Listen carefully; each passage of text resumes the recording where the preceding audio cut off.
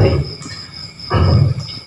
Selanjutnya beberapa waktu yang lalu kita juga sebagian dari umat Lukas dengan umat yang lain sempat ngobrol-ngobrol dengan Romo, ngobrol santai sih, ngobrol-ngobrol santai. Nah, dan pada kesempatan itu ada beberapa umat yang mengajukan sharing dengan Romo berkaitan dengan halangan nikah.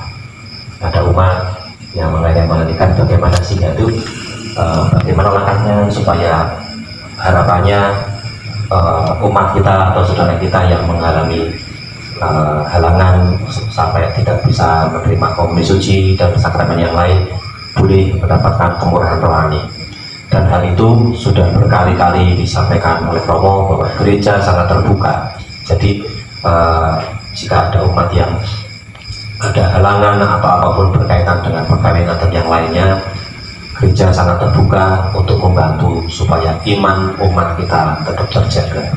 Jadi kepedulian itu bukan semata-mata berkaitan dengan materi, tapi juga keselamatan iman, keselamatan jiwa, kerohanian itu juga hal yang perlu kita perhatikan bersama. Dan salah satu poin yang penting adalah bagaimana sih kita dalam melakukan hal itu. Dalam buku ini disampaikan bahwa kita harus melakukan hal-hal yang berkaitan untuk membantu atau peduli dengan orang lain. Itu bukan ego yang ditampilkan, namun dengan semangat kerendahan hati, penuh kasih dan cinta, mengikuti teladan Tuhan sendiri. Jadi semua yang kita lakukan dalam berbagi itu harus dilandasi dengan kerendahan hati, penuh kasih, dan dalam mengikuti teladan Tuhan kita sendiri. Demikian sedikit yang dapat saya sampaikan untuk pendalamannya. Selanjutnya kita lanjutkan dengan ilustrasi. Yang dulu Mas Anton.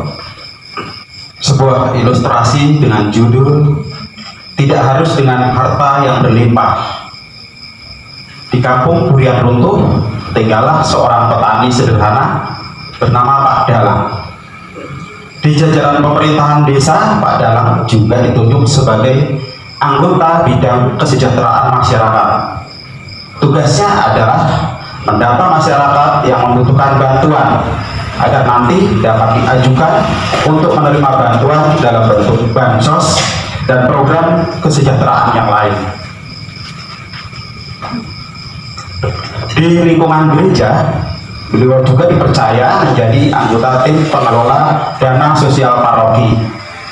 Tugasnya adalah menanggapi proposal-proposal bantuan yang diajukan umat melalui pengurus lingkungan. Pak Dalang dengan tekun dan setia meluangkan waktu setelah pulang dari sawah untuk memverifikasi data dan situasi yang dinarasikan dalam proposal bantuan. Hal ini ia lakukan sebagai dasar laporan dan pertimbangan saat rapat tim agar dapat menyalurkan dana bantuan yang layak dan tepat sasaran. Tidak hanya itu, sembari melakukan verifikasi data, Pak Dalang juga menyempatkan diri untuk mampir ke warga sekitar yang ia lewati, mencari tahu kalau ada warga yang sakit atau membutuhkan bantuan. Dengan pengetahuan yang dimiliki, beliau memilah mana yang dapat diajukan bantuan kepada gereja, mana yang dapat diajukan ke pemerintah desa. Pak Dalang memang petani yang sederhana, tidak memiliki banyak harta. Namun kepedulian, kesetiaan, ketekunan, dan tanggung jawabnya terhadap tugas yang dipercayakan kepadanya telah membawa banyak sukacita bagi sesama. Demikian ilustrasi. Oke, bantuan Mas Anton. Ini mungkin ada yang tahu kampung Durian Runtuh dan Tok Dalang itu tokoh dalam apa? Upin dan Ipin ya. Itu tokoh dari Malaysia. Ya. Selanjutnya ada pertanyaan atau panduan diskusi. Masih adakah Lazarus di sekitar kita hari ini? Masih ada nggak? Masih ya. Tapi Lazarus kita sekitar sini itu kalau pada halaman 31 dikatakan mereka yang kecil, lemah, miskin, tersingkir, difabel, sakit, dan terlupakan. Masih ada nih? Masih ada betul? Masih ya. Nah ini selanjutnya. Sumber daya apa yang lingkungan miliki untuk memberikan perhatian dan bantuan kepada mereka? Monggo, mungkin Bapak Ibu ada yang menjawab. Jadi berkaitan dengan tadi yang dikatakan lemah, kecil, lemah, miskin, tersingkir, difabel, sakit, dan terlupakan, lingkungan Lukas bisa berkontribusi apa? Semoga kalau ada yang mau sharing.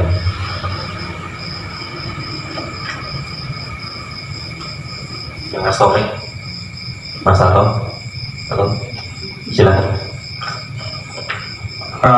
Kalau dari pertemuan hari Minggu kemarin ya, pertemuan untuk para pengurus lingkungan itu, Romo Joko itu juga memaparkan satu contoh gitu, bahwa di lingkungan sekitarnya seorang kaling ya itu melihat ada apa ya seorang nenek orang tua yang rumahnya terambulan pohon. Nah, kemudian mengambil inisiatif untuk mencarikan bantuan ke gereja ya gitu ya, bantuan sosial gitu. Jadi contoh-contoh seperti ini yang contoh kecil ya yang bisa kita lakukan, kepedulian kita dengan sesama, melihat kepekaan kita gitu kan. Kemudian kita bisa mencarikan jalan keluarnya juga. Sekiranya itu. Kalau yang ini yang ditanyakan, kalau yang di tingkat lingkungan Lukas, yang di lingkungan Lukas tuh apa sih yang bisa kita lakukan, apa sih yang sudah kita lakukan pada dalam tanda petik Lazarus tadi?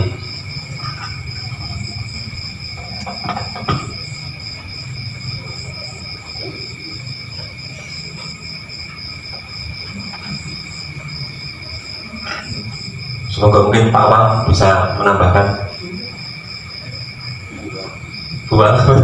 Bu Erna mungkin lingkungan Lukas kita sudah banyak sih melakukan, ya banyak, silakan.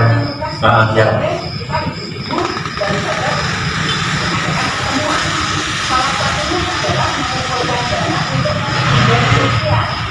Baik itu sosial dalam juga ada keluarga humanitas yang berat, sakit, meninggal, maupun peduli pendidikan.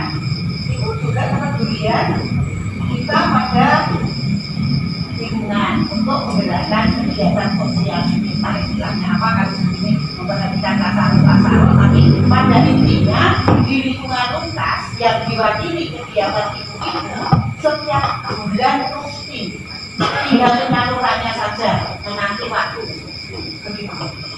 Oke, matur nuwun. Memang puji Tuhan kita berada di lingkungan Lukas yang kompak, yang guyup, dalam arti kepedulian kita tetap pada sesama ya sudah cukup teruji lah dari waktu ke waktu. Mungkin ada yang lain yang mau menambahkan? Monggo. Atau kita lanjutkan yang ketiga, peluang bantuan apa saja sih dari gereja maupun dari pemerintah yang dapat dimanfaatkan untuk membantu mereka? Monggo. Pak Joko, mungkin ada yang mau disampaikan dari gereja, mungkin ada gereja, mungkin apa ya, tim PSE, mungkin ada yang sini yang terlibat PSE.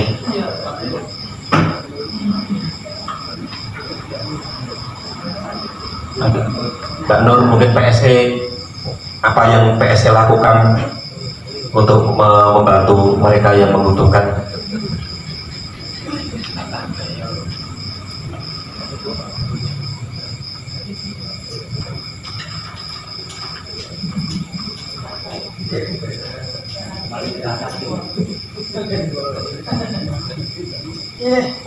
Terima kasih atas waktu yang diberikan. PSE ini kami bertiga nih Mas. Ada Mbak Vivi sebagai koordinator, saya dan Mbak Noni. Dan kemarin yang mewakili itu saya karena Mbak Noni dan Mbak Vivi ada kegiatan yang tidak bisa ditinggalkan. Untuk nomor 3 ini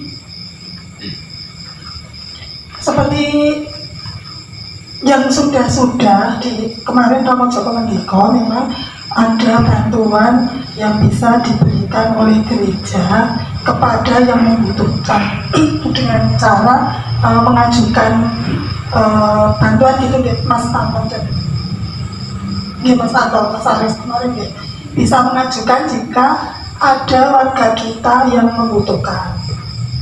Nah mungkin ini nanti untuk apa namanya realisasinya bagaimana saya juga kurang tahu karena saya juga baru ya, nanti mengajukannya seperti apa juga belum tahu. Nanti kita mungkin dari BSE mungkin nanti bisa bertanya-tanya nih Mbak Titi nanti sebagai koordinator nih.